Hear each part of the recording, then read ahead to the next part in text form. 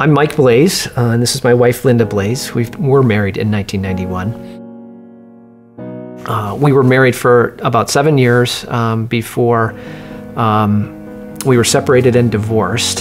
Essentially, I was just caught up in a lot of selfish, sinful kind of activities, and got to the point where I was unhappy, Linda seemed unhappy, and it seemed the best to me that way I needed to leave the home. After Michael left, I was very depressed and felt forsaken. I actually felt like the sun wouldn't come up the next day, the night he left. But my children were still making me laugh, and I knew the Lord was carrying more hurt and anger for me than I could bear. And I knew I wasn't forsaken by the Lord, although we had many shouting matches. And when the psalmists say, "Cry out to the Lord," I cried out to the Lord. Linda would invite me to church or to other functions. I would be there. And this one particular time, I would say it was a church service in which the pastor preached on divorce, and it really got me. It really penetrated my heart and started making me think differently and adjust my course and my path. And I was the type of person that I'd gone to church all my life, but I knew the language. I really didn't know the Lord. And through this process, I got to meet Jesus, and I came to a point where I committed my life to Christ, and from that day on, everything changed. We were remarried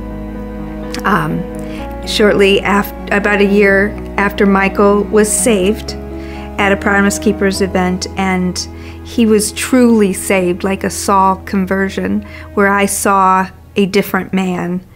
I didn't trust it right away. I trusted the Lord, and I was following the footsteps of obedience to God, but I really did get the blessing of seeing someone totally changed by the Lord. The scales had dropped from his eyes, and he saw the world a whole new way. Now our marriage is like it's like a big blossoming flower bed that is constantly in bloom. It's really amazing.